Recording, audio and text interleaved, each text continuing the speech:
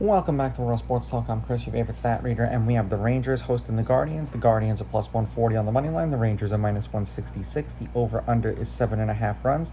Cleveland getting a run and a half on the run line are minus 154, meaning if you bet them that way and they win this game outright, you win. They lose by 1, you win. While the Rangers laying a run and a half on the run line are plus 128, meaning if you bet them that way, they got to win by 2 or more. And these are the overnight odds. They will change the closer we get to first pitch tomorrow. Ciccone did not pitch against the Rangers last year or this year. Eovaldi pitched once against Cleveland last year. 6 innings, 3 runs, 3 earned. They won 5-3 in Cleveland. He struck out 5.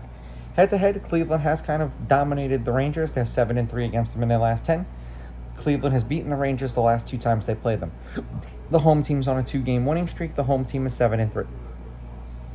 The favorite has won the last 2 games on the money line. The favorite is 6-4 on the money line, while the underdog getting a run and a half on the run line is 6-4. There have been 2 one-run games in their last 10 meetings. The over is 6-4, and it's 7.5 runs. The over, you guessed it, 6-4.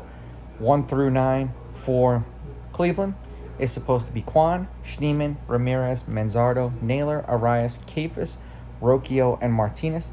1 through 9 for the Rangers: Langford, Seager, Simeon, Peterson, Higashioka, Carter, Tellez, Smith, and Freeman. Weather will not be a factor because of the dome. The Guardians are 2-3 in Ciccone's last 5 starts. They've lost his last 2 starts as a team. The over is hitting his last 4 starts. 5 1/3 innings pitched, 6.6 hits, 4.2 runs, 3.6 of which were earned, 3.6 strikeouts, 1.6 walks, 1.2 home runs. He's allowed a home run in every one of his last 5 starts. 90.6 pitches per game, 17.9 pitches per inning, and 3 of his last 5 starts, he's thrown at least 91 pitches.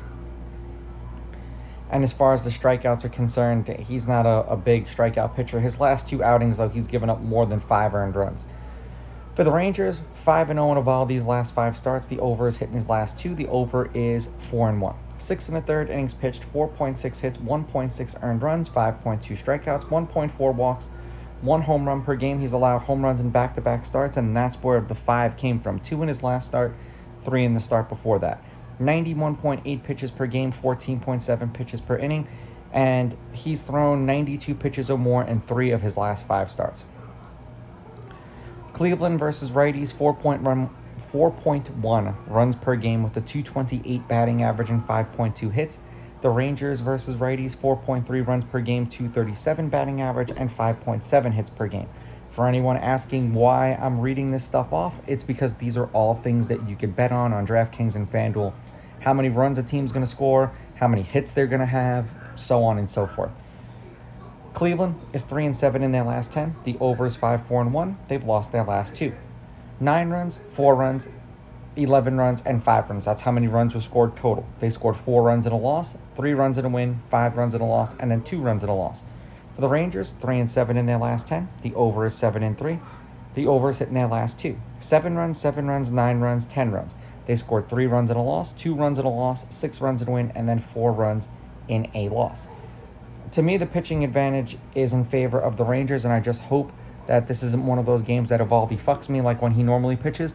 I'm going to take the Rangers on the money line. The Rangers laying the runs, and I'll go under. These are just my picks. If you disagree, please go with your gut, and please bet responsibly.